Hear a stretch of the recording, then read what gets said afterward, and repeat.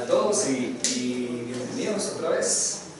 Y quería preguntarles si recibieron las presentaciones. Creo que solo un correo me rebotó, no sé si habrá sido de...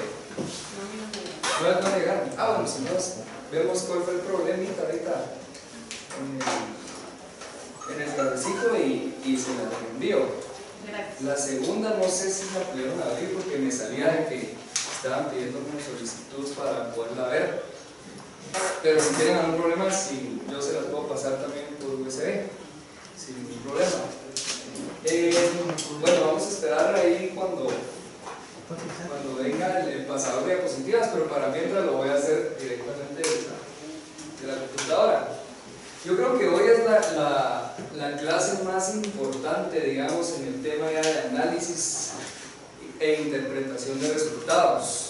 Creo que es bastante práctico lo que vamos a ver hoy, que es la clase previa al jueves, que van a venir los equipos aquí al colegio de profesionales.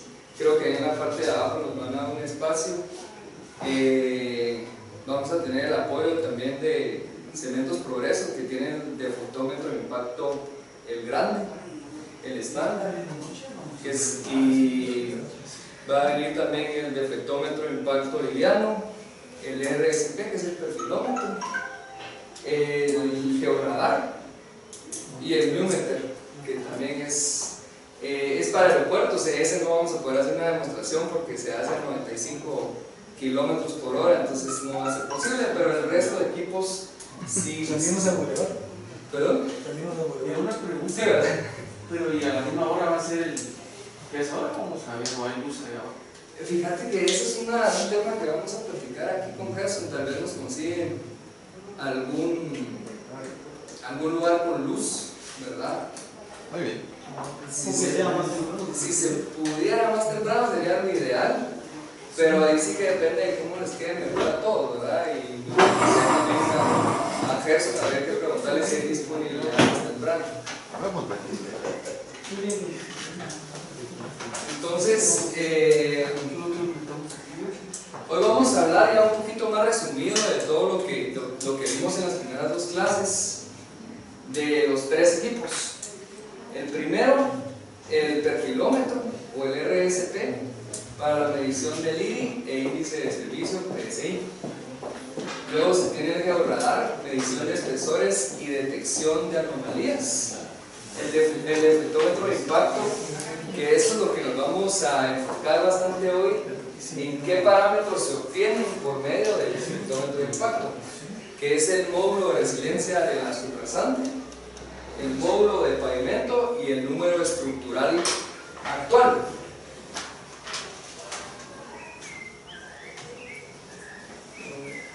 Aquí tengo una lista de los chequeos en campo que se deben de hacer, digamos, por desempeño en la estructura de pavimento. Esto va muy de la mano de lo que es un control de calidad o un aseguramiento de calidad en campo.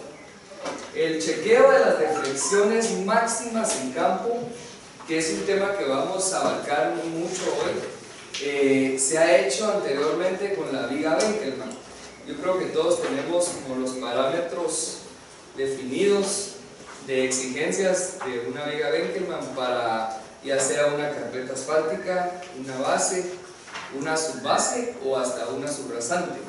En todas tenemos parámetros máximos que debemos de respetar por muchas razones, no solamente por el paso del tránsito, sino también pues sabemos que en el tema, digamos, de la abrasión, cuando hablamos de la máquina de Los Ángeles, cuando pasa el rojo, que no nos desintegre el agregado grueso.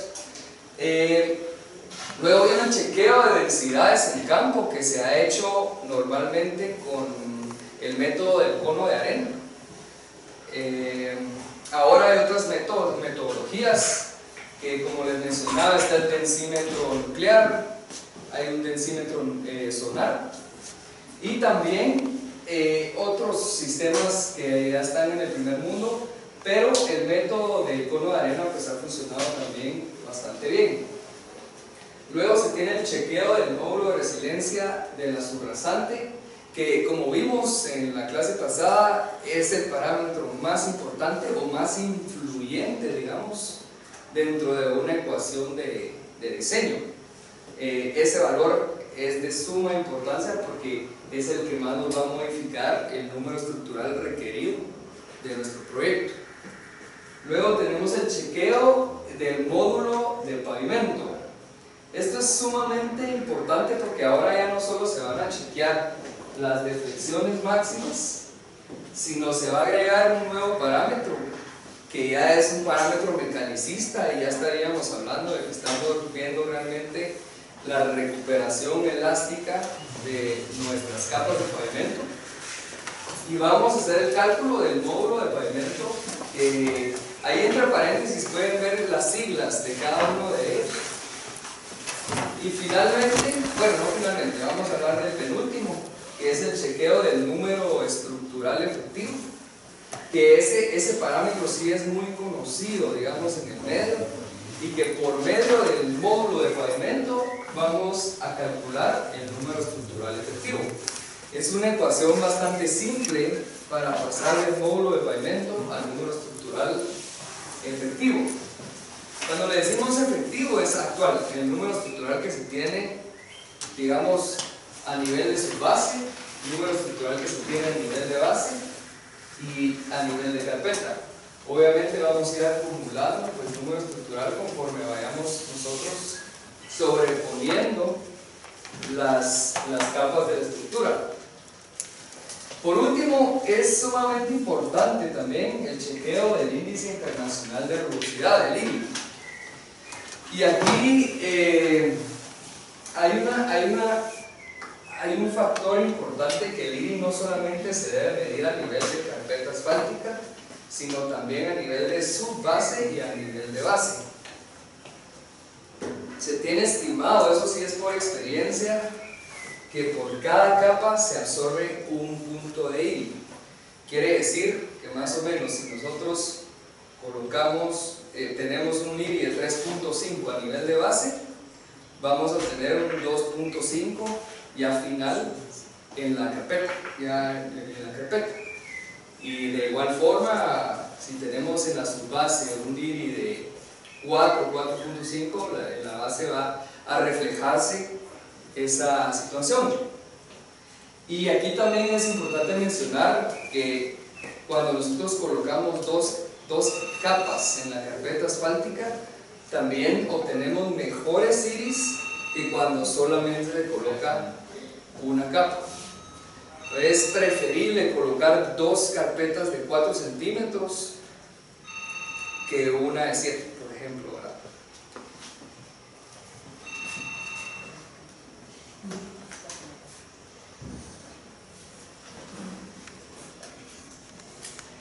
Luego seguimos aquí con los chequeos en campo, como les decía, las deflexiones, densidades.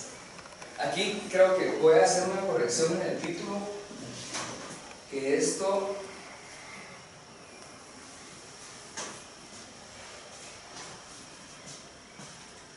corresponde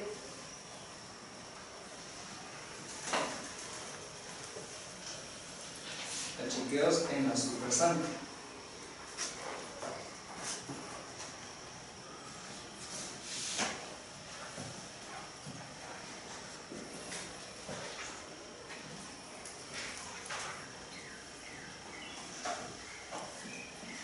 Cuando estamos a nivel de la subrasante, ya la reconformamos, se deben de revisar las deflexiones máximas, que según Libro Azul no debe de ser mayor a 3 milímetros.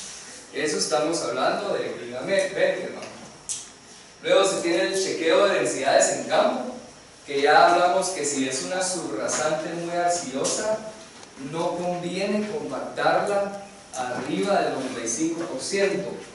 Lo ideal es que se deje abajo el 95, un 90, 92%, para permitir, ya que sabemos que este suelo, si es una arcilla expansiva, por ejemplo, pues una arcilla que va a absorber humedad y va a tener cambios volumétricos, le vamos a permitir tener estos cambios volumétricos sin que se nos vaya a afectar el desempeño. En los ensayos complementarios se tienen los límites de consistencia o límites de Atterberg.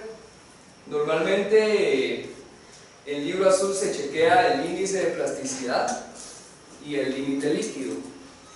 Se tienen algunos parámetros de especificación, pero principalmente de la subbase para arriba, ¿verdad?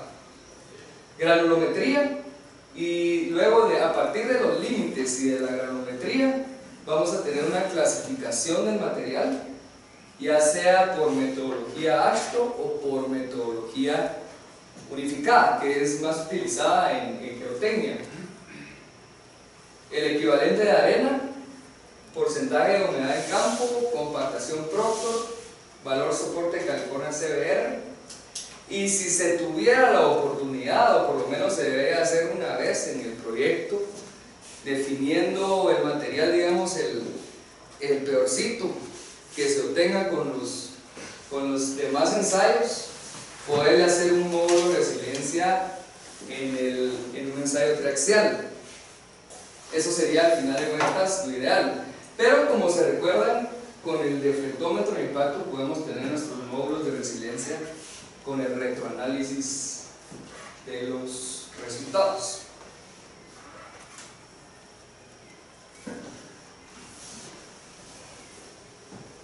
Como les decía, aquí tenemos los 3 milímetros, que es la deflexión máxima que especifica el libro azul con la viga Benkelman.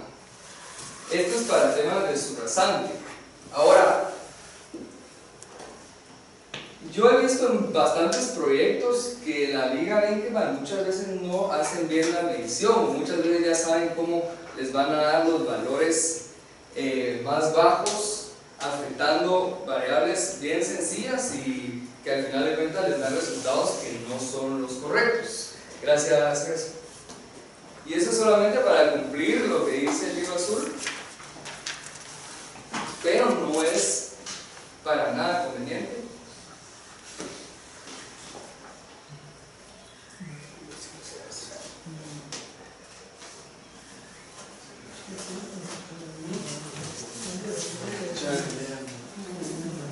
Parte de la actualización, digamos, del libro azul en este caso, es poder migrar o poder dejar atrás la viga Benkelman y empezar a utilizar deflectómetros de impacto hacia arriba abajo.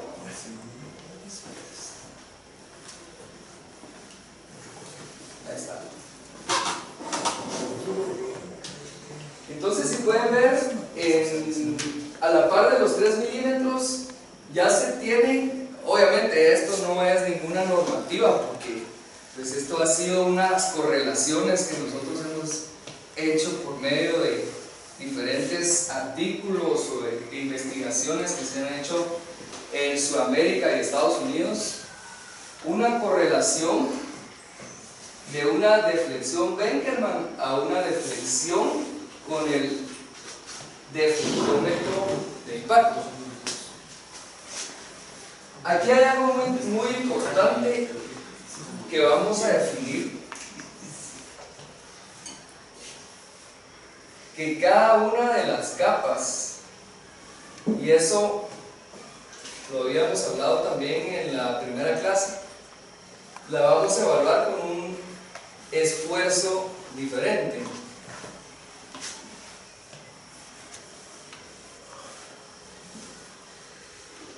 Normalmente la subrasante se debe de evaluar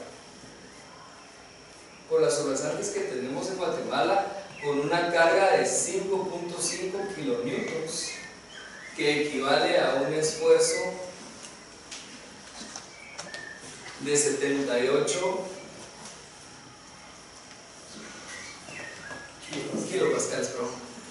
kilopascales. Este es el esfuerzo que nosotros vamos a aplicar a nivel de subrasante. Luego nos vamos a ir a nivel de subbase y vamos a aplicar un esfuerzo de una carga de 9 kilonewtons, que equivale a un esfuerzo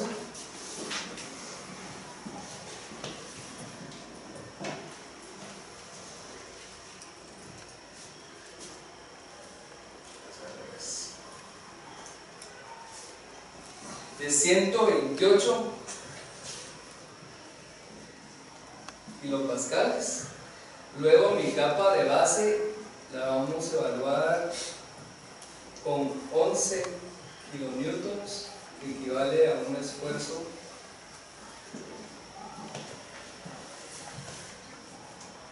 de 156 kilopascales. Y finalmente la carpeta asfáltica la vamos a evaluar con 40 kilonewtons, que equivale a un esfuerzo de 567 kilopascales. Creo que esto es sumamente importante para realmente evaluar con ensayos no destructivos una estructura de pavimento. Se tiene esta base que es sumamente importante.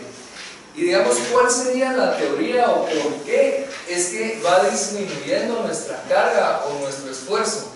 Porque si nosotros nos damos cuenta, cuando pasa el camión, la carga se va a distribuir a través de todas las capas de la estructura de pavimento. Entonces, no va a tener el mismo esfuerzo en la carpeta asfáltica que en la base, y la base que en la subbase y que en la subrasante.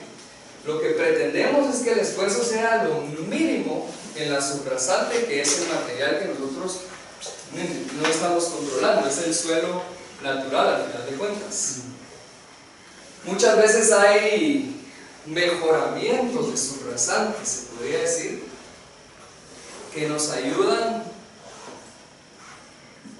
a absorber este esfuerzo un poco más, pero igual pues se tiene que evaluar, digamos, ya con una carga de 3.5 kilonewtons, por ejemplo. Entonces, esto viene siendo la base de cómo vamos a evaluar nuestros pavimentos con ensayos no destructivos. Vamos a regresar a la capa de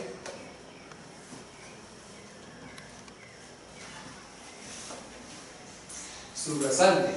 Entonces, si se dan cuenta, se tiene una carga de 5.5 kilonewtons, que equivale a un esfuerzo de 78 kilopascales. Es lo que yo les estoy poniendo. Les voy a borrar esta parte aquí. Hagamos de caso que tenemos un proyecto nuevo y ya tenemos lista la subrasante y la vamos a evaluar.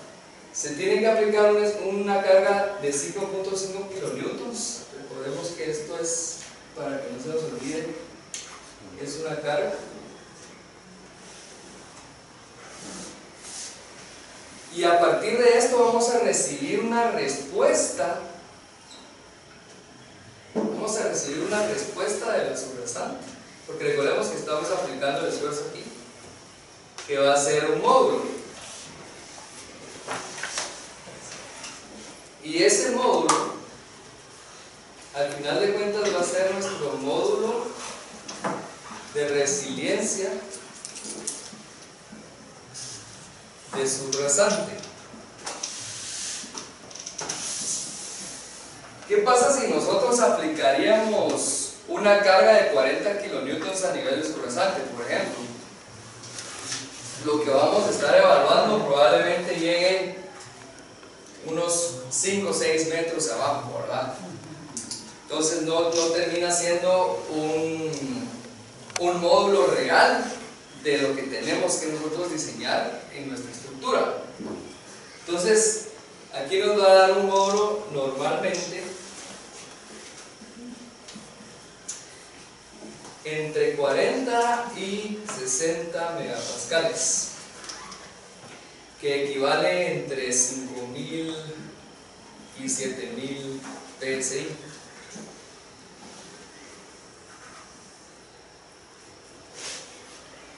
Al terminar nosotros nuestra capa de subrasante, vamos a iniciar con nuestra capa de subbase.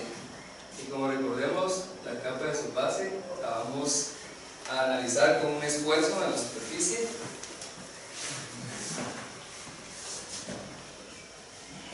El libro azul nos dice que Benkelman, la subbase común, no puede tener una deflexión mayor a 2 milímetros. La granular también nos dice que 2 milímetros. La subbase de recuperación existente 2 milímetros.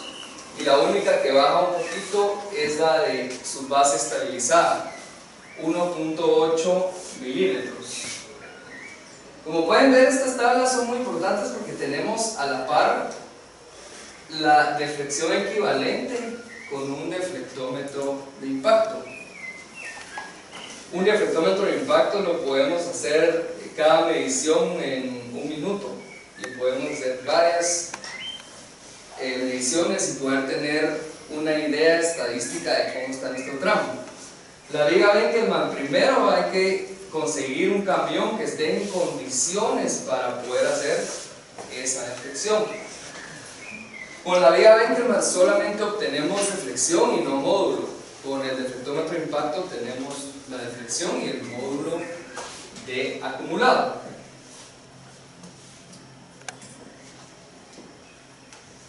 ...552 micrómetros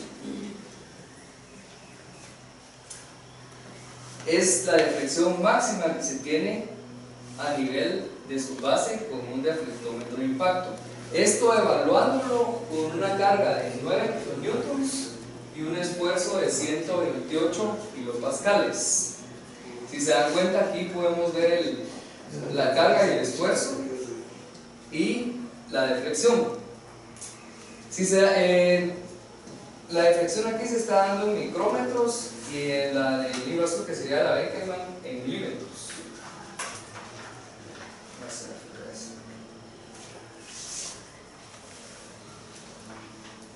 Luego nos vamos al control de calidad de la base. En la base es más exigente. Ahí tenemos una deflexión máxima de 1.5 milímetros y en bases estabilizadas de 1.3. Vamos a evaluarlo con un esfuerzo de 11 kilonewtons, perdón, una carga de 11 kilonewtons y un esfuerzo de 156 kilopascales. Y eso equivale a 517 micrómetros, y en las estabilizadas, que es 1.3, 446 micrómetros.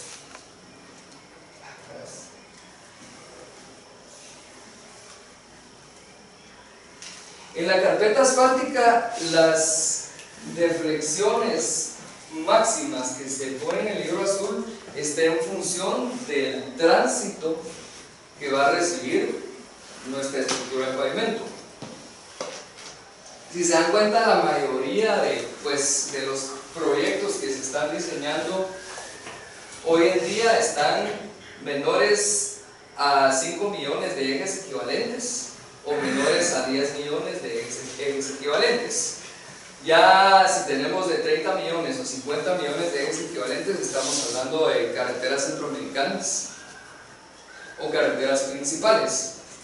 Entonces podríamos decir que nuestra deflexión máxima es 0.60 milímetros o 0.50 milímetros.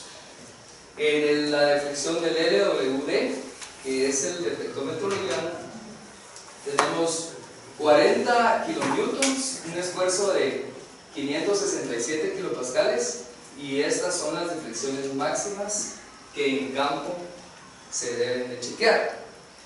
Para que se den una idea de este equipo, que para nivel de subrasante, subbase y base es el ideal, lo pueden ver aquí en la esquina inferior izquierda. Este es un deflectómetro liviano.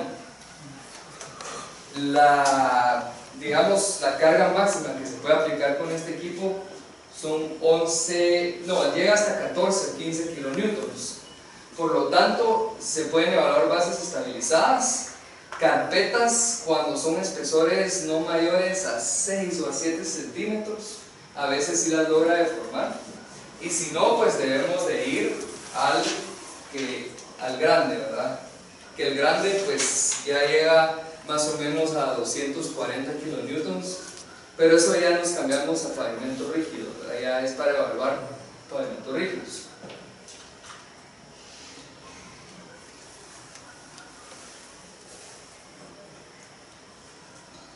Esta tabla considero que es muy importante para evaluar. Estos son los módulos mínimos de pavimento que se deben de obtener en campo según la capa que se está evaluando.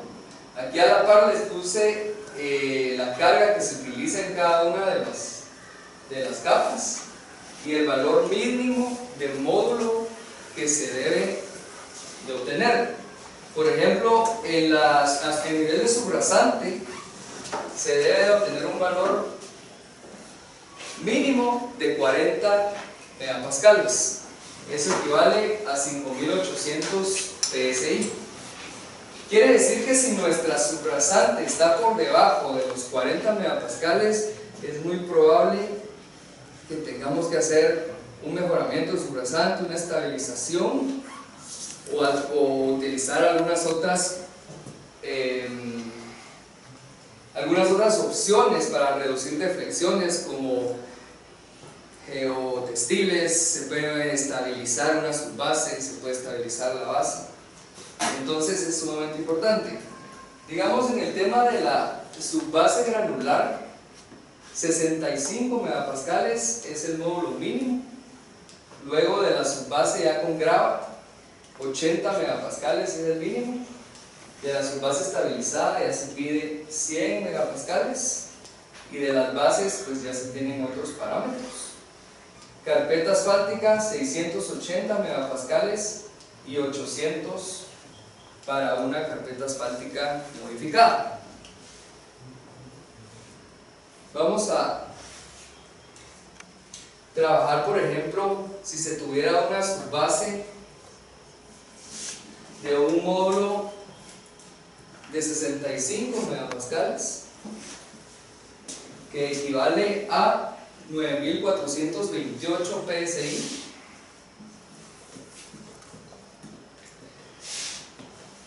Luego una base de 85 megapascales, que equivalen a 12.329 PSI. Y finalmente en la carpeta tenemos un 680 megapascales, que equivale a 98.634 PSI.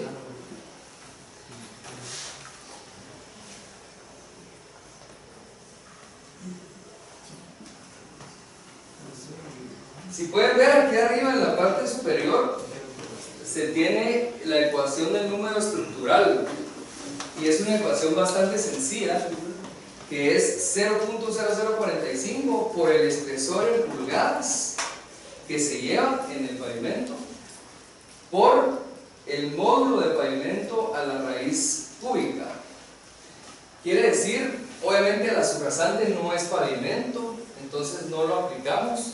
Aquí solamente definimos el módulo de resiliencia, pero sí lo vamos a estar aplicando en las siguientes capas. Por ejemplo, si yo aplicaría aquí para calcular mi número estructural a nivel de subbase, yo simplemente tendría que hacer esta ecuación, 0.0045 por el espesor en pulgadas de la subbase, que en este caso pongámosle 25 centímetros, por la raíz cúbica del módulo de pavimento, que en este caso es 9.428. Yo no sé si alguien tiene para sacar raíz cúbica o elevar a 1/3 en alguna calculadora o celular que pudiera elevar la raíz cúbica de 9.428 o elevar 9.428 a la 1/3, que sería el equivalente.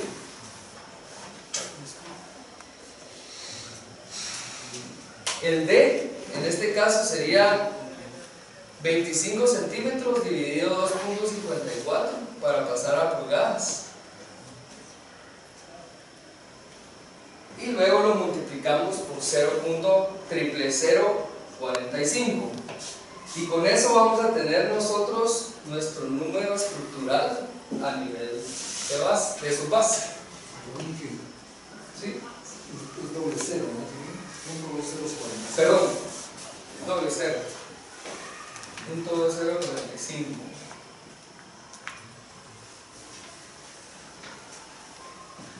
Luego se viene haciendo lo mismo, el mismo procedimiento para la capa de base y para la carpeta asfáltica. Entonces yo, cuando esté trabajando en mi proyecto a nivel de base, voy a saber qué número estructural llevo acumulado. Hagamos el caso que habíamos acumulado un 1.20. Luego voy a estar satisfecho con mi valor. ¿Qué espesor le 25 dividido 2.54 para pasarlo a pulgadas. Voy a ponerlo aquí un poquito más claro. 25 o punto 25. No, 25. Sí. 25 centímetros.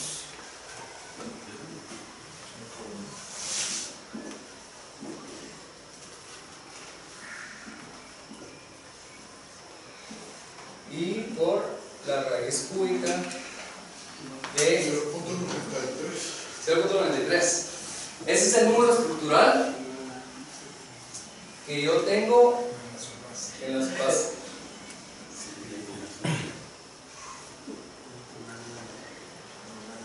Este módulo es importante que va en PSI.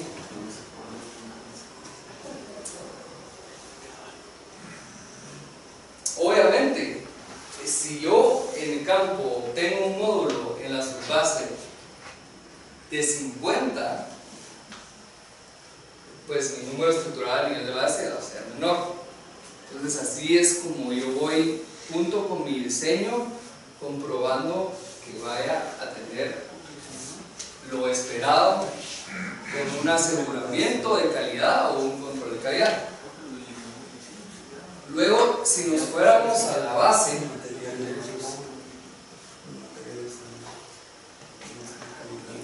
tenemos un SN de la base y nos da la base de 85, que son 12.329. No sé si alguien también me puede ayudar a sacar el número estructural ahora de la base,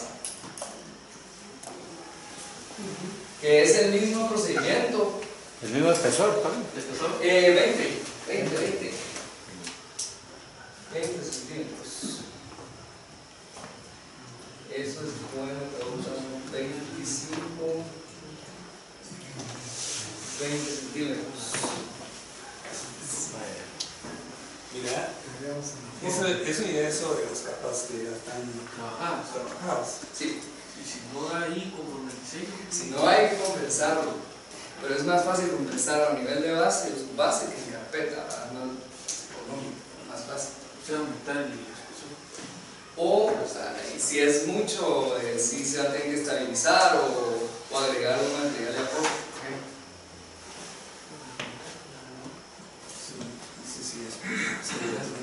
Vamos que muchas veces se hace el diseño teórico, pero no se asumen factores que jamás van a llegar con los materiales que se tienen en el proyecto. Entonces, no sé si tienen el dato. Habría que revisar el diseño entonces. Sí, aquí lo que estamos haciendo es calibrando prácticamente el diseño viendo que realmente esté cumpliendo, ¿verdad? Habría que ver qué calidad de materiales son los que se toman en cuenta para el diseño para poder llegar a ese modelo estructural. Ahí sí funcionarían las calicatas de 84. Exactamente. ahí sí ya te funcionarían mejor las cuantos de Sí, totalmente. Entonces, esto es, digamos, ir controlando o calibrando el diseño desde la subrasante, porque aquí ya obtuvimos un módulo que el diseñador asumió o lo sacó con un CBR en el diseño. Yo he visto a veces que hay diseñadores que ponen 30.000 PSI de subrasante o 25.000 y ahí pues obviamente no va a llegar, entonces ya empieza a cambiar la cosa. El número estructural de la base, punto 82, 0.82, y luego se tendría el mismo caso del número estructural para la carpeta asfáltica, que pongamos 8 centímetros. 8 centímetros. Referente a una pregunta, por ejemplo, en el caso ahí de la subbase que puso que el módulo fuera 50, ahí estamos abajo del mínimo, 65. Digamos, si es nuevo, pues obviamente lo mejoramos para que nos llegue a ese módulo, pero en el caso ya está. En el caso que ya esté, por ejemplo, Que en evaluando una los datos, reposición, ¿no? a veces hacemos un reciclado, ¿verdad? O un recuperado de pavimento existente y dejamos una base y luego le colocamos la carpeta encima, y esa base tiene que cumplir con un módulo y con una deflexión máxima Superior, que supere ese error que tenemos ahí. Si no, le estamos reduciendo bien el pavimento y de una vez digamos que está diseñado para un menor periodo de vida, Si no, o incluso si no tenés el depósito de impacto, solo con la viga tendrías que ir chequeando ese control o digamos con la viga se podría chequear una deflexión, pero no un módulo, y entonces lo que tiene el efectómetro es que tiene varias deflexiones, o sea, yo tengo aquí una, luego otra, ahí lo van a ver el jueves, y cada una de estas me va captando una deflexión que me forma un cuenco en el pavimento. Digamos, aquí está nuestra carpeta asfáltica, nuestra base, subbase, y yo puedo, por medio de las ecuaciones de Ashton, con cada una de estas deflexiones calcular el módulo, ¿verdad? Y normalmente pues ya los equipos tienen programas o softwares que te dan el módulo directamente, o también pues ya tenemos que hacer lo decía principalmente porque, o sea, en nuestro medio difícilmente alguien va a tener todos los vehículos un defectómetro de impacto para ir viendo que se cumpla cada capa del diseño, digamos, como para asegurar que el periodo de vida sea vigente, digamos. totalmente, pero no estamos hablando de un defectómetro grande, estamos hablando del pequeño, del light. Sí, que es no son que no, cuestan $17,000, y la viga que me cuesta como 10. Pues a comparación, o sea, para el costo de un proyecto, Sí, puedes asegurar tu calidad. obviamente pues el equipo pues, después ya queda, Se sigue pagando. sí, ya recupera, que sería este, que es 15. El grande cuesta $250,000. Ese es más Ya no alcanza.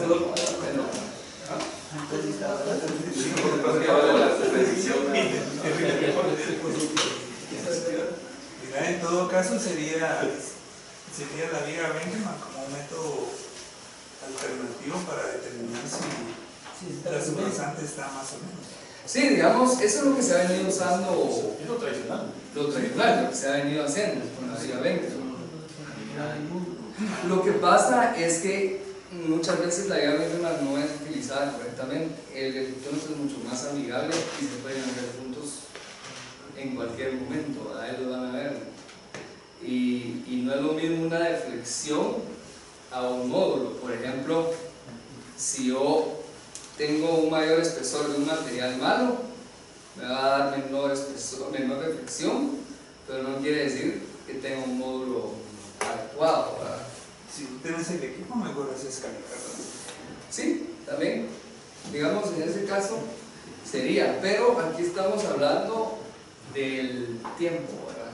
Digamos, muchas veces quieren chequear base y ya quieren colocar carpeta al siguiente día y no tengo tiempo de llevarme un material, hacerle un CBR y esperar 3-4 días para poder hacer una conversación de un punto, ¿verdad? En el deflectómetro yo puedo agarrar por minuto, hacer un punto y hacer todo el tramo y detectar si hay una zona que tenga presiones altas e idealmente corregirlo antes de la colocación de la carpeta. Ese es el objetivo realmente.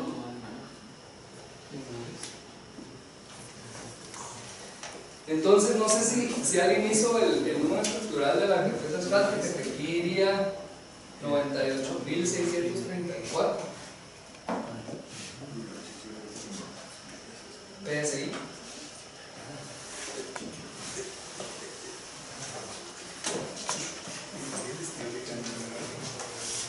Empezó a cambiar. 8 centímetros, sí.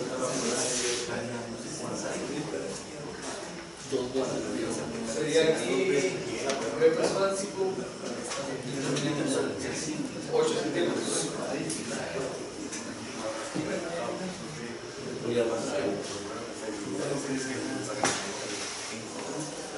Al obtener este valor del número estructural de carpeta asfáltica, vamos a sumar los tres valores.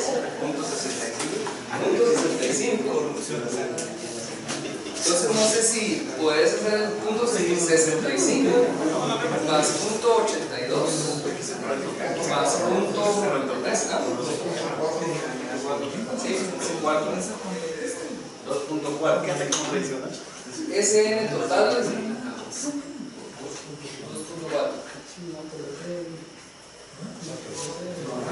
También se puede evaluar el módulo desplazante, puede ser que en ese punto estructural sea mayor al que asumió el diseñador del diseño, entonces nuestro número estructural requerido va a ser exactamente.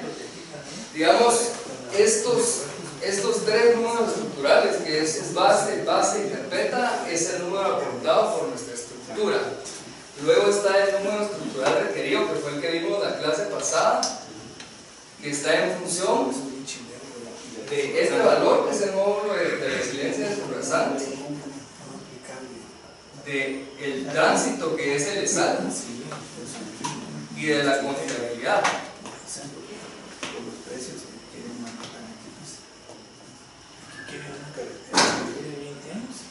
Entonces, si nosotros tenemos un requerido de 2.4, por ejemplo, nuestra estructura está cumpliendo, ¿verdad?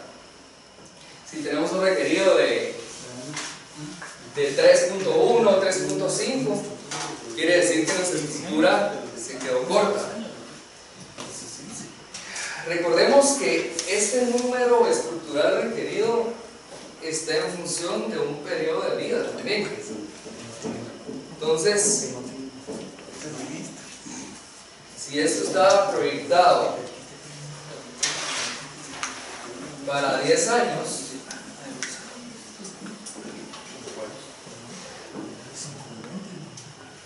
en este caso pues sí cumpliría.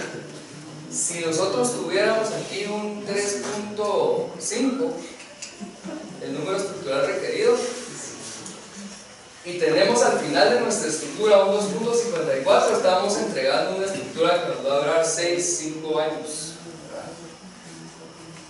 Entonces ahí es donde se debe de programar para ese periodo de vida una sobrecapa,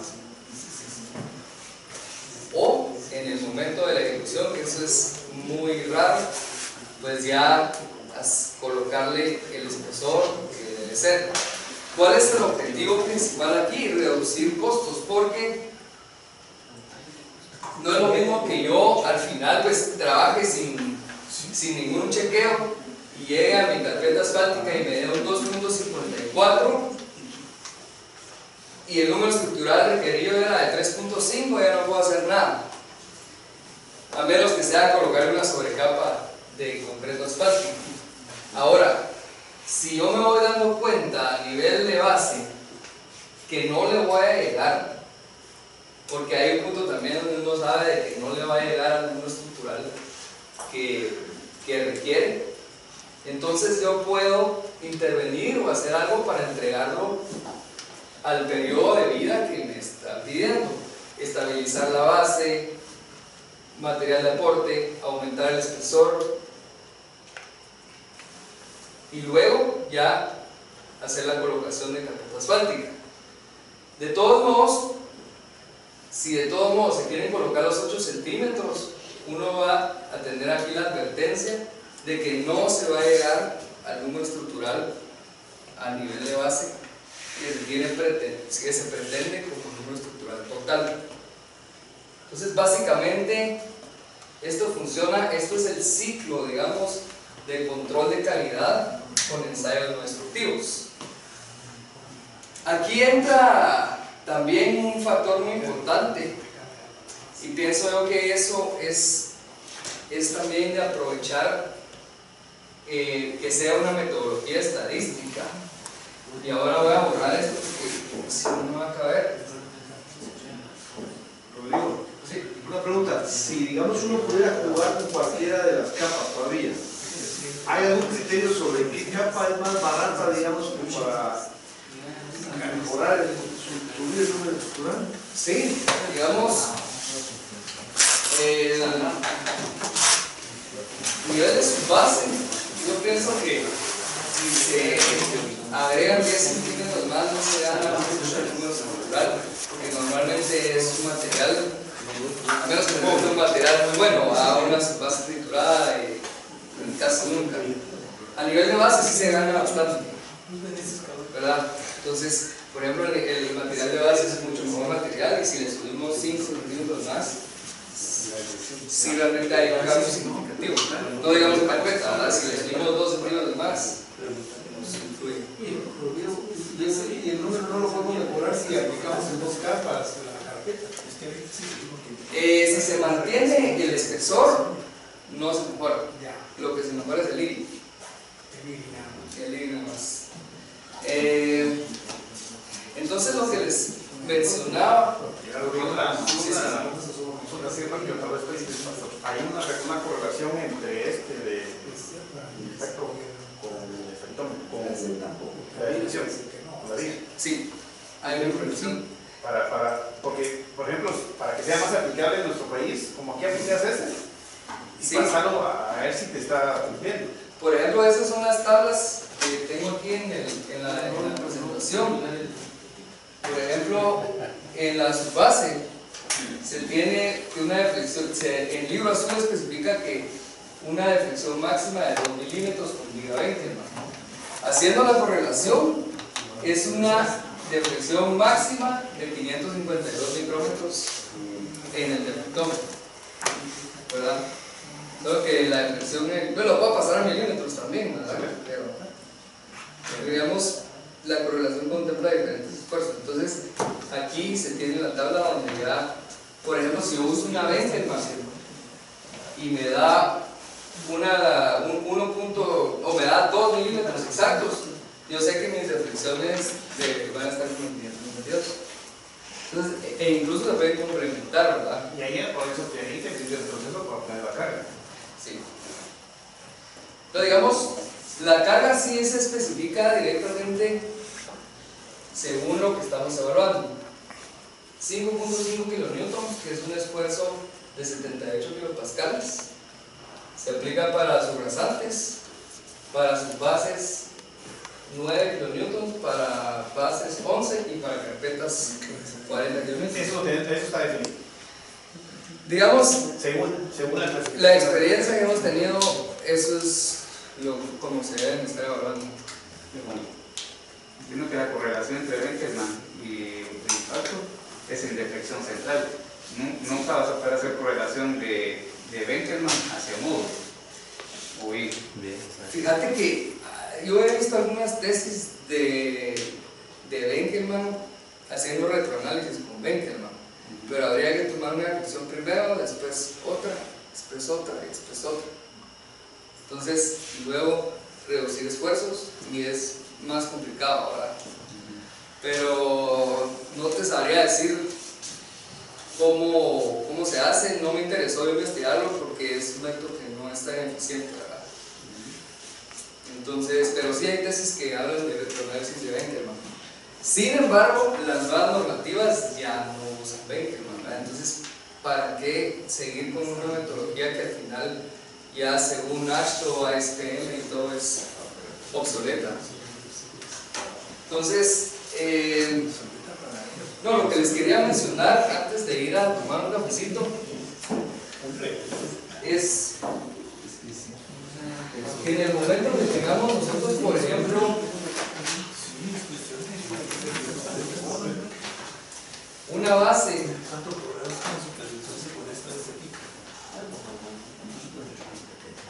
500 metros de una base, por ejemplo, y empezamos a hacer ensayos cada 50 metros con el deflectómetro y nos va a empezar a dar un montón de módulos, por ejemplo 80 megapascales, nos va a dar aquí 85, nos va a dar aquí 88, 81, 79, 83 y de repente vamos a tener un 45 y un 46, luego nos regresa a 81, 83, 84 y 82. Este es el análisis estadístico que se puede hacer con el deflectómetro. Entonces, ¿qué hacemos? En esta zona de aquí, del 45 y 46, lo primero que haría es hacer una densidad, ¿verdad? Con el cono de arena, probablemente no se compactó a lo que debería de ser y estaba por debajo de la compactación. Entonces, si hay una compactación menor, pues se va a obtener menor resistencia y eso lo vamos a notar con los módulos en campo. Si hay más tiempo, podemos sacar también, o digamos, si viene del cono de arena el laboratorista y nos dice, mira si está al 98.5%, por ejemplo, la densidad. Entonces ya hay que investigar más qué pasó aquí. Pero de que esta es una zona débil, es una zona débil, eso no hay de otra. Puede ser que aquí la subrasante esté malísima y que la respuesta pues sea mala, porque aunque yo tenga los mejores materiales como estructura de pavimento, pero tengo una subrasante demasiado mala, no me va a dar una buena respuesta estructural.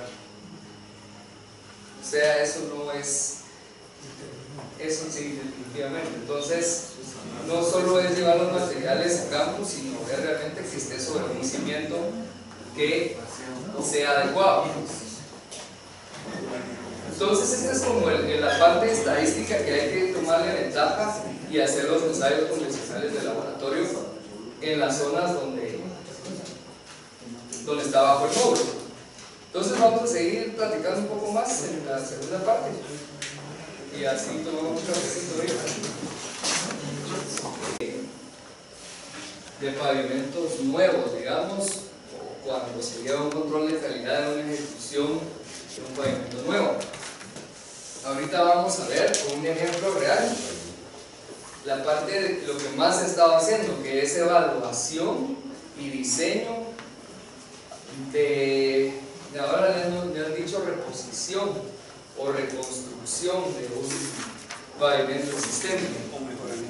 Rehabilitación es muy poco lo que podemos decir, tiene que ser recordemos que para rehabilitación tendría que ser un pavimento que todavía tenga un NIRI en los parámetros aceptables de la curva de serviciabilidad para poder hacer un fresado y una sobrecapa como deberían de estar todas las carreteras aquí en Guatemala.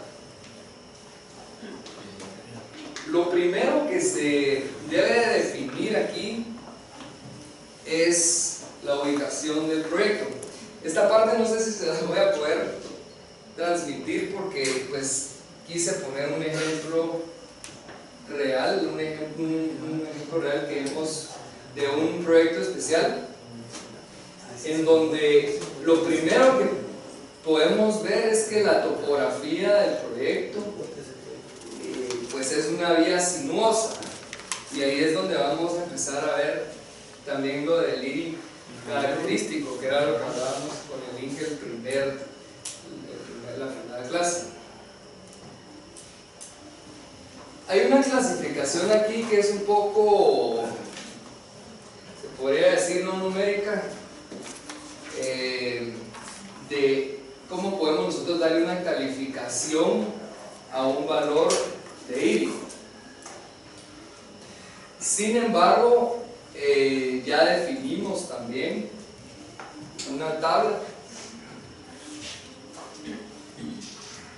en función del PSI, que como todos recordamos es el índice de serviciabilidad que nos pide la ecuación de diseño del número estructural requerido.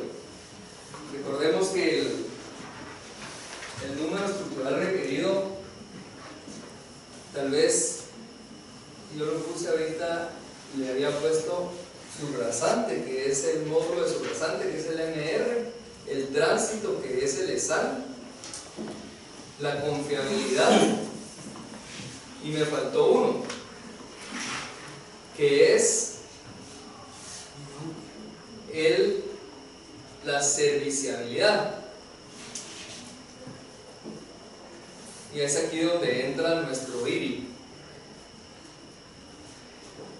Cuando nosotros, si recordamos la ecuación del número estructural requerido, definimos una serviciabilidad inicial y una serviciabilidad final. Normalmente se pone 4.2 y 2.0. Pero ¿cómo definir estos parámetros? Aquí les hice yo una tabla en donde podemos ver, yo creo que esta tabla ya se las había escrito en el pizarrón, un IRI con valores de 1.5 a 1.2 equivale a un índice de servicio de 4.2.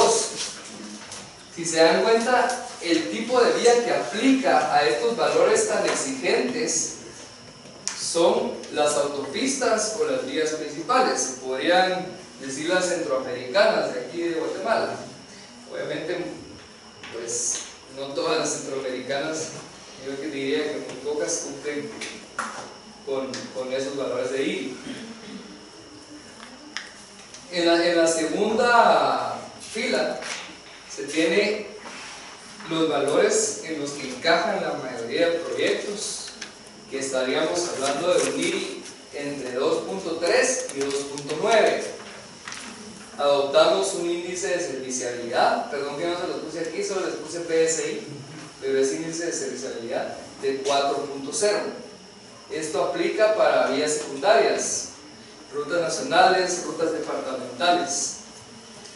Estos valores de IRI que siguen a continuación, que son estas tres filas, es el IRI que va a tener durante el servicio.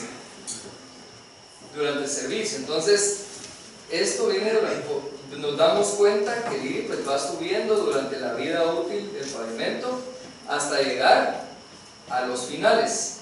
Y estas dos últimas filas, que es un IRI de 3.8 a 3.9, equivale a un índice de servicio de 2.5 para vías principales y autopistas. Y el que casi siempre asumimos, que es el 2.0 para vías secundarias.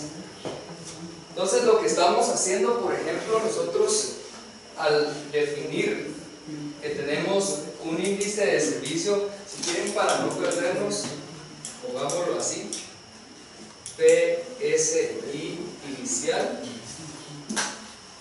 y PSI final. Estamos diciendo que vamos a entregar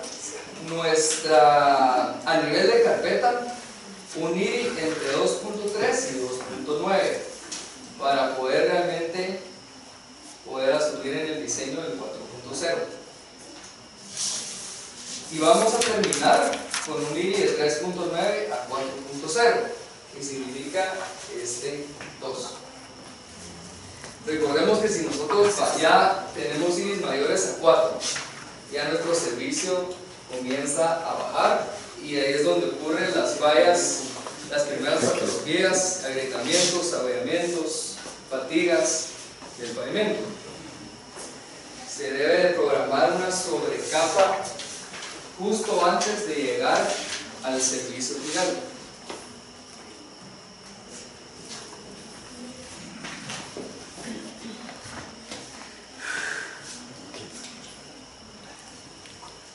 Cuando nosotros tenemos esta geometría o digamos esta topografía que es demasiado complicado que nuestra finisher, nuestra terminadora logre alcanzar estos valores de IRI, es muy complicado. Se puede adoptar el IRI característico. Recordemos que el IRI característico solamente se puede adoptar cuando tenemos vías sinuosas.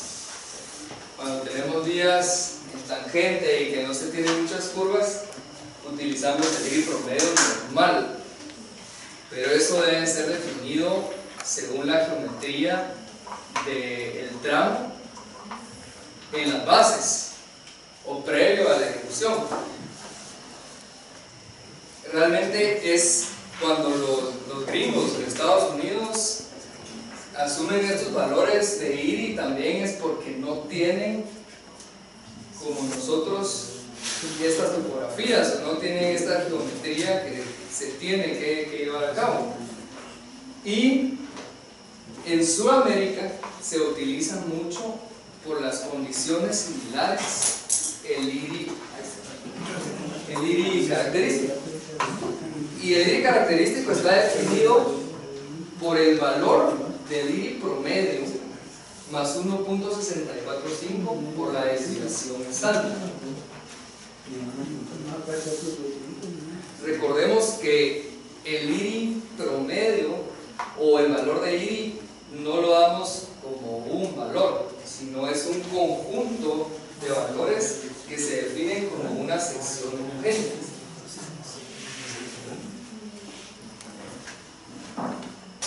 Hagamos de caso que una sección homogénea está compuesta de valores de IRI de 1.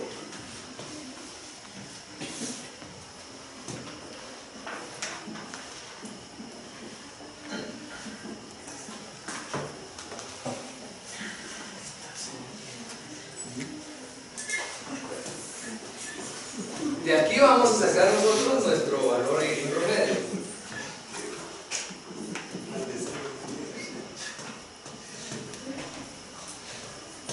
Y este conjunto de valores va a tener una desviación estándar. La desviación estándar pues la podemos calcular en Excel poniéndole que a este conjunto de valores le vamos a cuál es nuestra desviación estándar de ese conjunto de valores. Y con eso pues podemos aplicar el IRI característico. Obviamente va a ser menos exigente. Por ejemplo, si nosotros íbamos a exigir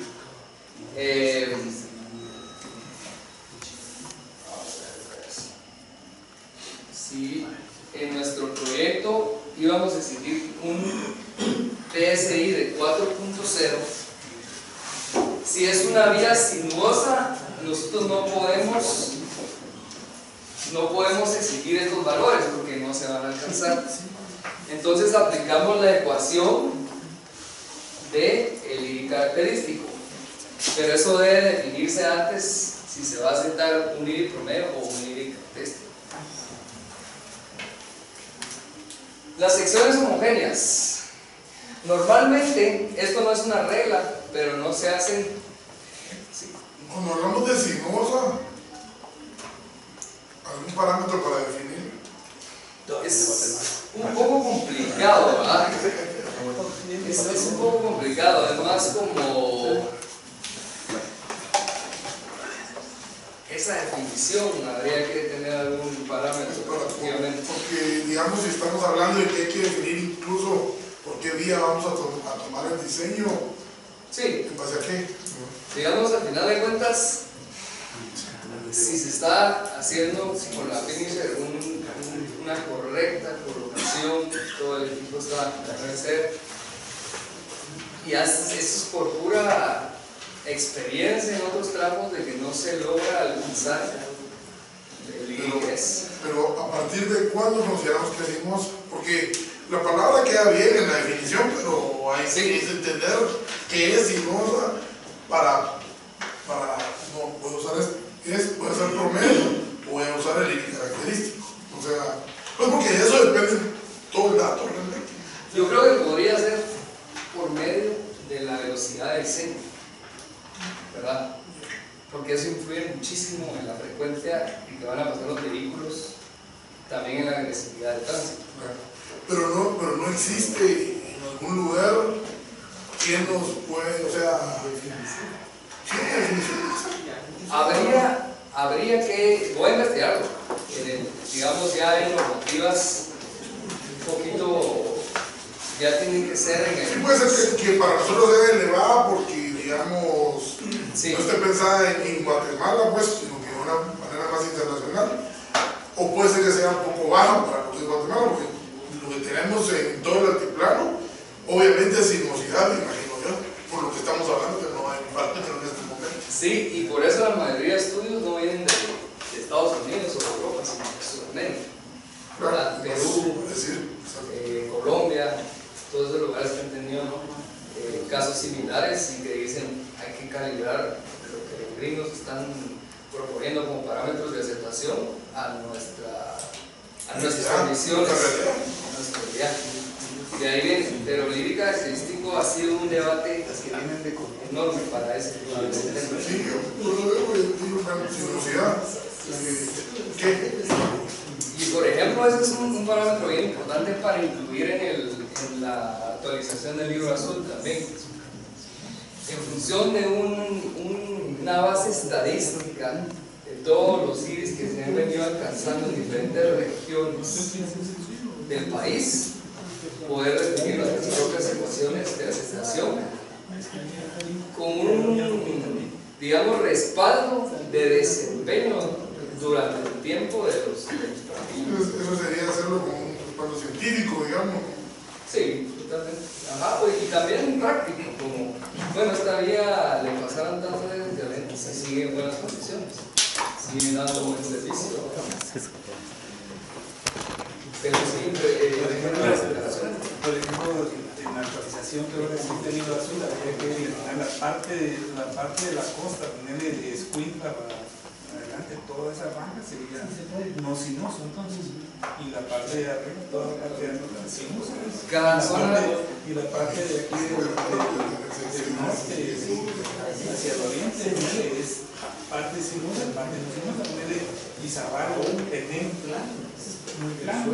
sí, cada zona debe tener sus especificaciones y eso influye en todo, porque cada zona va a tener también sus sobrecargas, sus camiones que están sobrecargados. Si es una zona agrícola, por ejemplo, es otro rollo, hay otros factores de agresión, tasas de incremento. Sí, porque no es lo mismo calcular para la CA2 occidente que la CA2 oriente, pues. Sí. ¿Y se falta alguna diferencia? O sea, no sé si en algún diseño que ya hayas presentado hayas considerado este factor y cómo lo han tomado las autoridades, por ejemplo, que revisan esos diseños, caminos, podríamos decir. ¿O no se ha hecho alguna propuesta todavía con eso? Digamos, el IRI característico ha llegado a ser una justificación técnica para un valor promedio que no se alcanza, digamos. Y lo han aceptado. Mira, no es así, porque al final de cuentas no se llega a ese, digamos, a ese conocimiento técnico de por qué realmente se alcanza, no se alcanza ese IRI inicial, ¿verdad? Entonces, se han aceptado, sí se han aceptado.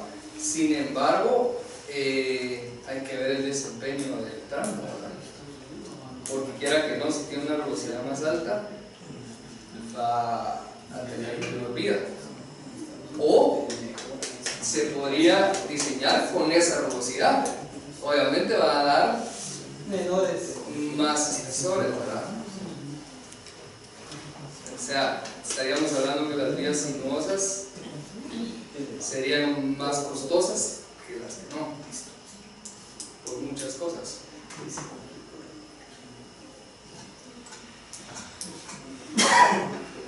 Secciones homogéneas. Este dato, como les decía, de no menores a 500 metros, no es una regla, pero sí es bastante práctico. Digamos, nosotros no vamos a trabajar secciones homogéneas que sean menores, porque también no nos conviene si lo estamos haciendo por rugosidad. Digamos, mientras el tramo sea más largo y tengamos menos puntas, es mejor. Esto es un ejemplo de cómo está, es muy parecido a cómo está en la mayoría de vías hoy en día aquí en Guatemala. Lástima que no se ve más grande, pero si se dan cuenta, aquí se definen las secciones homogéneas. El valor rojo o la línea roja es el valor promedio. En este caso estamos evaluando IRI, ya lo vamos a ver en la siguiente diapositiva. Y la línea anaranjada es el valor promedio más una desviación estándar. En las columnas se tiene la estación de inicio y la estación final de cada tramo homogéneo. Luego se tiene el IRI promedio, en este caso 388, es un valor que todavía está dentro de un parámetro de servicio. Luego, si se dan cuenta, ese es el peor tramo o la peor sección homogénea de todo el tramo. Es un IRI que se va al 8.82. Obviamente un IRI de 8.82 quiere decir que ya estamos hablando de que a ver si se nos pinche una llanta, ¿verdad? Luego, nuestra realidad. Los IRIs, si se dan cuenta, el servicio es cero, ¿verdad? El servicio es cero, son IRIs arriba de 6. Arriba de 6 ya es un servicio cero. Entonces, pero si se dan cuenta, hay unas secciones que están más afectadas que otras secciones. Por ejemplo, en esta sección, ¿por qué nos dio un IRI menor? Puede ser que, aquí estamos hablando de un tramo que probablemente tenga 20 años, 20, 25 años de no ser intervenido. Esta sección probablemente, o hay un crucero importante aquí donde se lleva todo el tránsito pesado a esta parte y se deterioró antes. Puede ser una opción. Segundo, puede ser que aquí la subrasante haya sido menor y se diseñó para todo igual, subrasante mayor, ¿verdad? O sea, una mejor subrasante tenía una mejor respuesta del pavimento y pues tenía mayor vida útil. Sin embargo, pues si nos damos cuenta, bueno, sí está en 347, que es el promedio de este tramo, de esta sección completa. Pero hay un valor que es sumamente importante a la hora de evaluar estas gráficas, que es el coeficiente de variación. O sea, yo puedo tener aquí un IRI de 3.47, pero tengo un coeficiente de variación de 34%, que me da un IRI de 4.65, que es un IRI alto.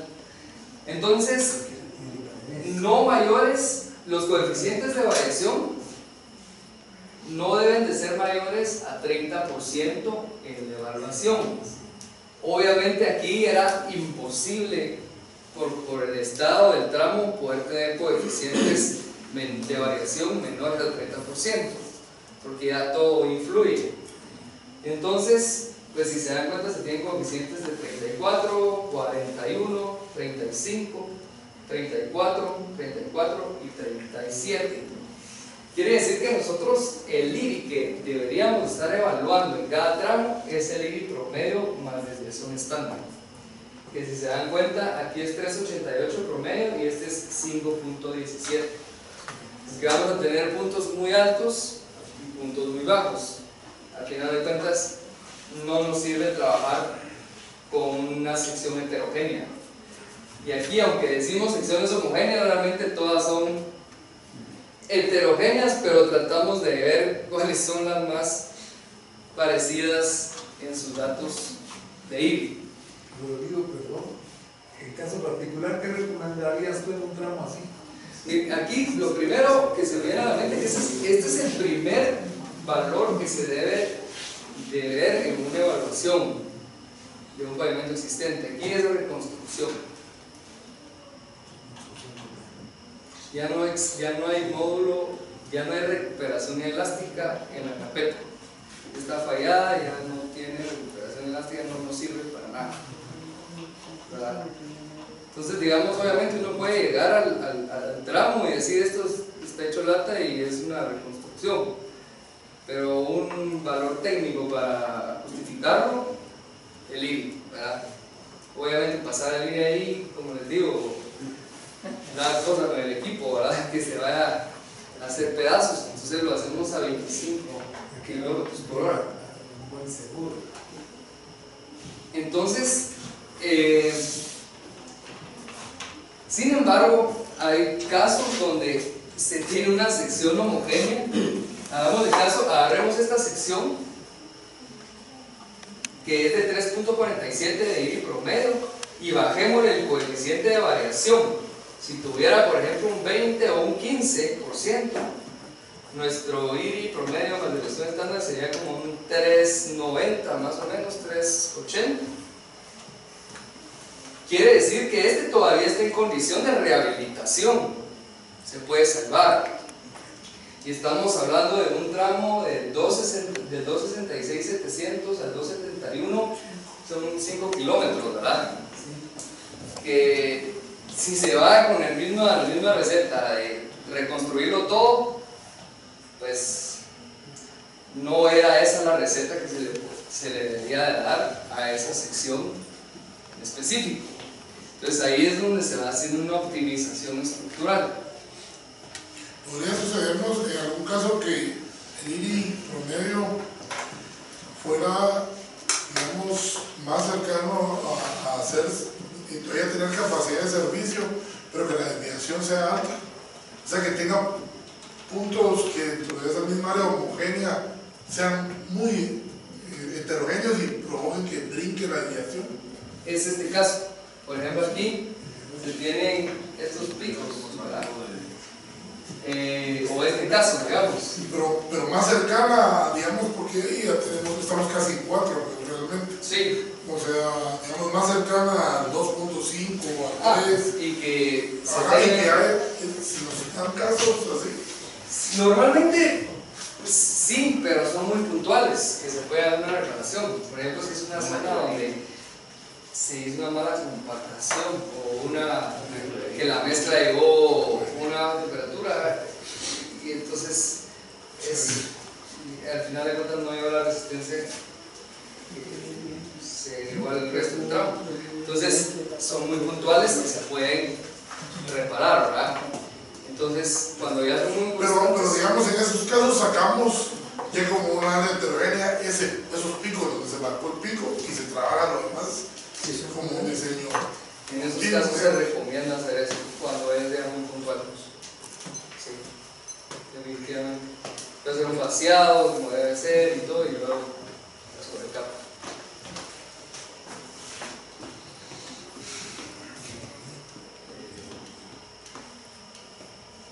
Bueno, esta es básicamente la misma gráfica, solo que ya la discutimos en la diapositiva anterior, que es el índice internacional de velocidad. ¿Cómo se determina esta gráfica o estos valores? Con este equipo, que es la barra. Este es uno de los equipos que vamos a ver el jueves, que va a venir, que es el perfilómetro o el RSP.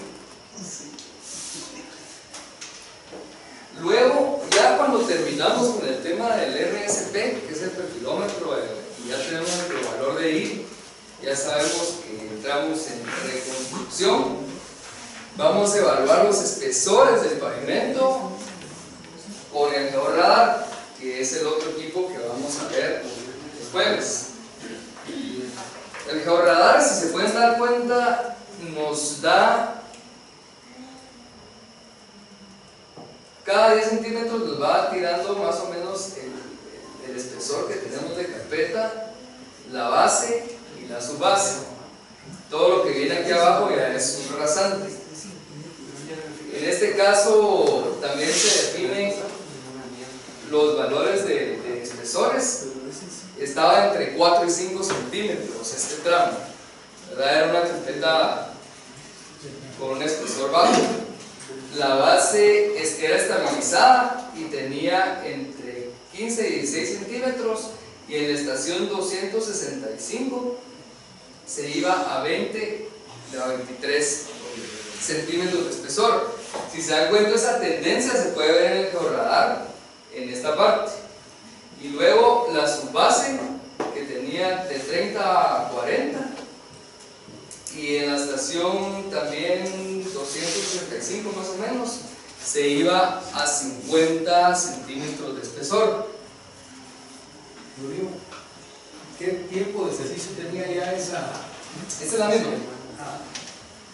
No sé exactamente, pero sí ya estaba por ahí 20 años habrá tenido.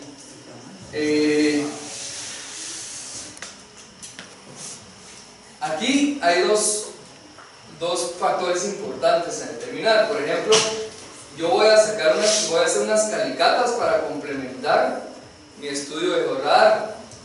Yo voy a sacar una calicata aquí para llevarme esta parte, esta estratigrafía. Voy a sacar otra calicata aquí y voy a sacar otra por acá. Digamos, básicamente nos sirve para orientar en dónde voy a sacar las calicatas complementarias.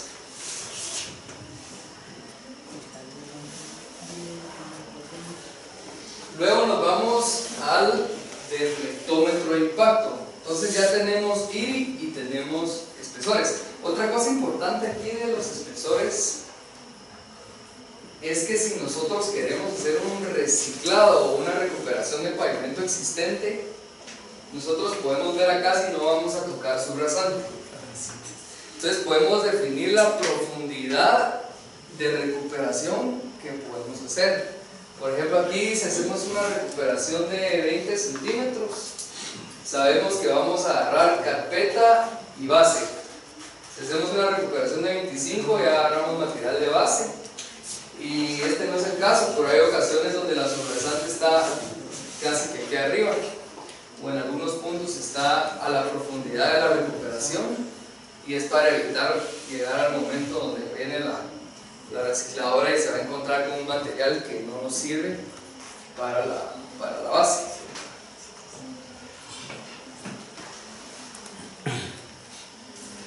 Ahora tenemos el deflectómetro de impacto. El primer parámetro que vamos a ver, que es el que ya definimos o el que ya vimos, es la deflexión máxima a 40 kilonewtons. Recordemos que para evaluar carpetas es una carga de 40 kilonewtons que equivale a un esfuerzo de 567 kilopascales. Entonces, este es un caso bastante interesante, bastante especial, por eso lo puse, porque si se dan cuenta, aquí las deflexiones en la primera sección homogénea están en 1000 micrómetros, 751 micrómetros, 550, 315, 238, 654. Normalmente se recomienda que la deflexión no sea mayor a 600 micrómetros. ¿Qué quiere decir esto? Que las únicas dos secciones que cumplen con la deflexión máxima son estas dos. Sin embargo, miren los coeficientes de variación. Estas sí tienen 14 también, y estas pues ya están bastante altas, que eran los valores que nos interesaban, que estaban en buenas condiciones. Entonces, ¿qué hacemos? Nos vamos a la parte de deflexión promedio más deflexión estándar, y ahí las deflexiones ya nos dan 435, 307. Sin embargo, todavía están dentro del parámetro de aceptación. Luego, este es un caso bastante especial en donde vemos que el módulo de resiliencia del subrasante aquí sube considerablemente. Coincide con el IBI bueno. Y este es el tipo de análisis que se debe hacer. Se deben de agarrar todas las gráficas y ver realmente por qué el IBI estaba bueno, ¿verdad? En este caso podemos ver que hubo alguna estabilización del subrasante, algún mejoramiento del subrasante en esta sección.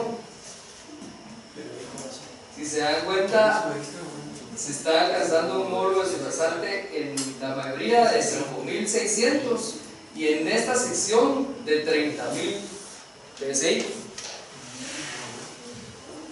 Y ya estamos hablando de un material prácticamente de su base, ¿verdad? O una estabilización, diría yo. Entonces, ¿qué haría aquí? Si saco mi calicata, obviamente saco una por acá, saco otra acá y otra acá. Si yo, por ejemplo, establezco una frecuencia de calicatas así al azar, puede ser de que saque mi calicata acá, luego una aquí y me vaya a saltar todo esto y siga aquí de este lado. Obviamente aquí no es muy corto el tramo, pero puede ser menor, y la idea es orientar nuestras calicatas.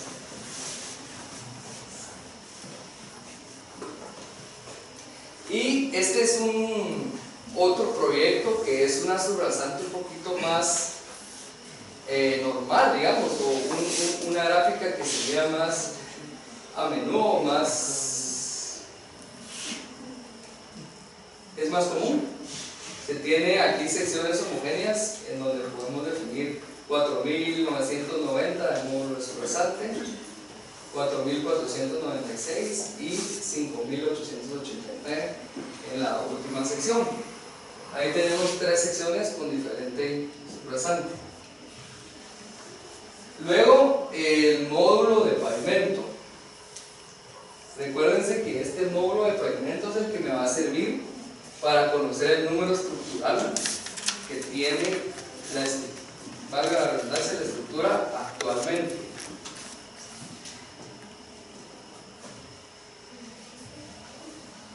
Y aquí es directo. Por ejemplo, nosotros desglosamos los diferentes módulos de pavimento que venía aquí en la carpeta asfáltica, luego la base, la subbase, subrasante. Y fuimos viendo cada una de ellas. Y este módulo de pavimento que vamos a calcular a nivel de carpeta, porque aquí la estamos midiendo a nivel de carpeta, va a ser representativo de todo este conjunto de capas. Entonces tenemos la información del georradar y sabemos que aquí tenemos una subbase de 40 centímetros, luego tenemos una base de 15 centímetros y una carpeta de 5 centímetros. Y ahora nos podemos ir a la misma ecuación del número estructural,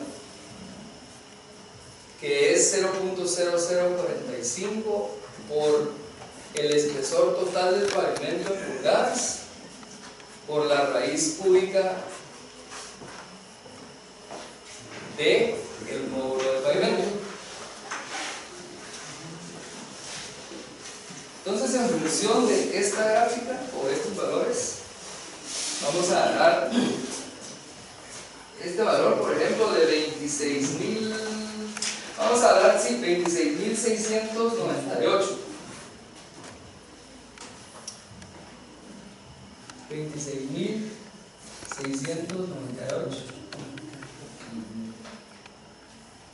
PSI, y eso nos va a dar el número estructural actual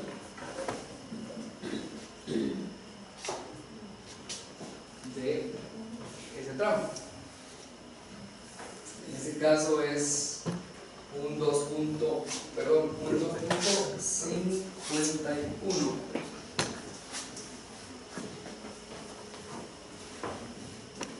ya sabemos qué número estructural tenemos en el tramo actualmente en esa sección, y lo hacemos para cada una de las secciones.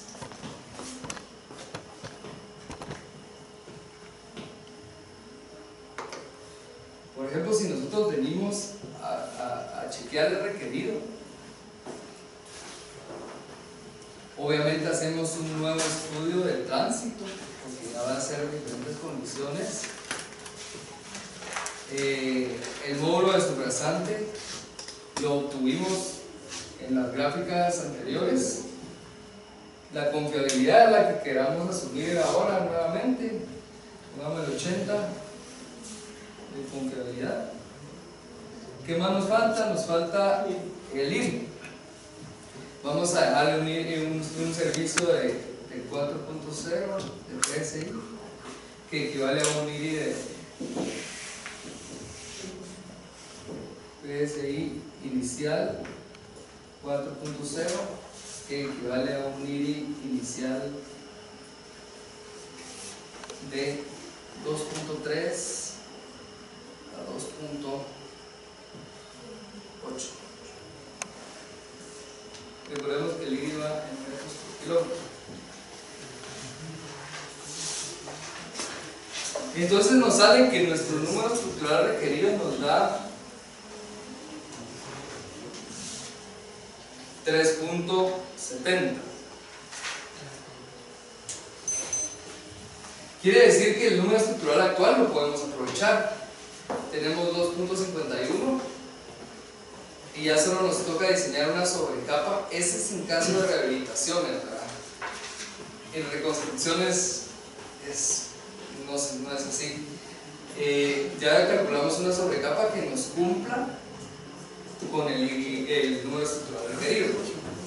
Eso sería solamente un fresado y encima del fresado una carpeta asfáltica modificada, por ejemplo, o una carpeta asfáltica convencional nueva, para darle otros 10 años de vida.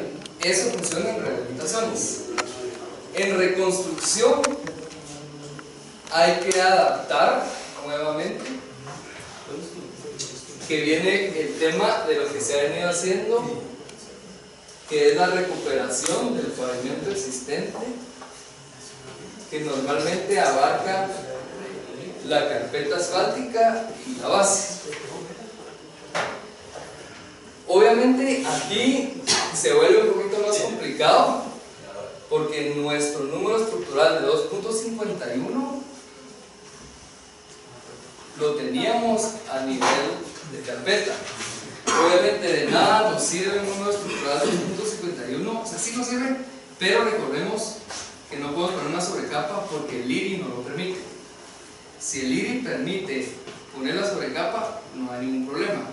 En este caso tenemos que descontar el número estructural de la carpeta y del espesor de base que estamos recuperando. Entonces vamos a tener un SN actual, o otra forma de decirlo es efectivo. Yo creo que estaba ya como efectivo, sí. En vez de actual, efectivo, SNF.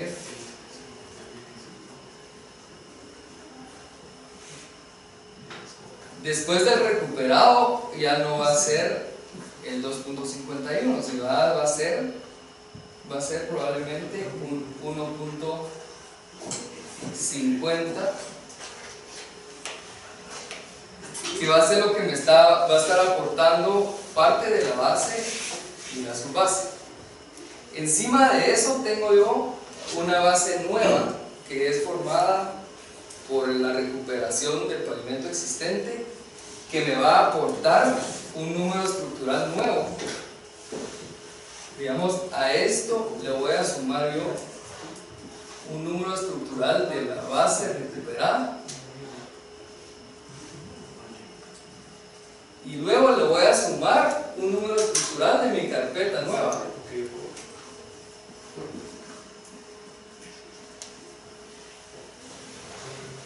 Aquí me va a aportar un 1.20 y allá me va a aportar un 1.30, digamos.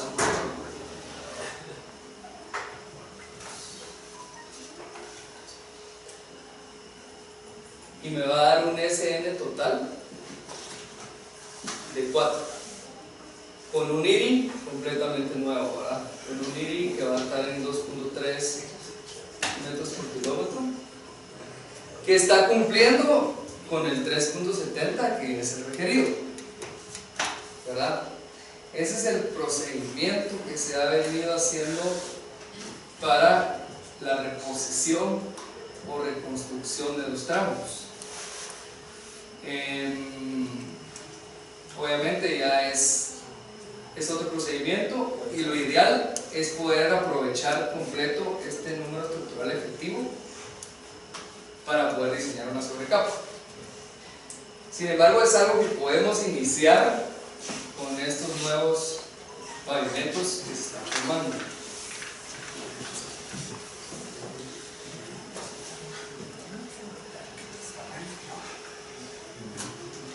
Y como conclusión, esta es la primera diapositiva que vimos, que es lo que cada uno de los equipos nos puede proporcionar. Ya vimos cuál es el ciclo, y creo que ya estamos listos ahora para ver los equipos el jueves a las 5 de la tarde. Tal vez nos juntamos aquí y de aquí bajamos al lugar. Sí, mucho gusto. Una pregunta. Con respecto a estos ensayos, por ejemplo, hay empresas que tienen todo este equipo. ¿En cuánto evalúan ustedes un kilómetro? ¿Cuánto sale el costo de ese kilómetro? De costo, más o menos, depende mucho de muchas cosas, para el tema, digamos, de donde sea la longitud y todo, para todo ese tema. Un tramo de 10 kilómetros. Por ejemplo, el kilómetro está saliendo ya con diseño completo, con estudio de tránsito, con evaluación de los equipos, como en unos 11.000 quetzales, evaluado y diseñado. Otra pregunta, ese número estructural de 1.5, ¿cómo haces más o menos para darle ese número? ¿Qué criterio más o menos para decir, bueno, todavía tiene 1.5? Esa es excelente pregunta, porque ahí estamos desglossándole, digamos, la carpeta y parte de la base, y cómo sabemos cuánto descontarle, ¿verdad? Fíjate que ahí entran ya otras ecuaciones que se han ido desarrollando para desglosar este EP, que es representativo de todo los pavimentos que vienen acumulados, y se saca el módulo de elasticidad de cada una de las capas. Obviamente, el de la carpeta, el módulo de elasticidad va a estar como en 350.000, el de la base como en 45.000, el de la subbase como en 30.000. Y todo eso combinado te va a dar un EP como de 97.000, por ejemplo, que es como una ecuación que te combina todos. Ese desglose de cada uno de estos módulos te permite descontar el número estructural, porque va a decir, bueno, le quité 20 centímetros, 5 de carpeta, que tiene un módulo de tanto, me aporta tanto. Tanto de base, que tiene un módulo de tanto, me aporta tanto, y ya obtienes tu número estructural de abajo, lo que no reciclaste. Y luego entras arriba. Fíjate, en Guatemala certifican la calibración de sus equipos. Se dan capacitaciones de parte de la empresa que vende los equipos. Cuando los venden, dan una capacitación de cómo calibrarlo, y se extiende, digamos, un certificado de calibración. Sin embargo, se tiene que mandar ciertos componentes de los equipos después de tantas mediciones para que lo calibren en la casa matriz. Y más o menos qué duración puede tener, qué validez puede tener un certificado. El certificado depende del uso del equipo. Ajá. Y lo que se recomienda es tener un pavimento que no esté afectado por carga y que sea como la referencia. Normalmente es una losa de concreto, y cuando hay mucha variación de las fricciones, es es momento de calibrar el equipo. Sin embargo, también traen unos parámetros donde el equipo dice ya necesita ser calibrado. Se ve bien, ¿verdad? Bueno, muchas gracias y feliz noche entonces. Nos vemos el jueves.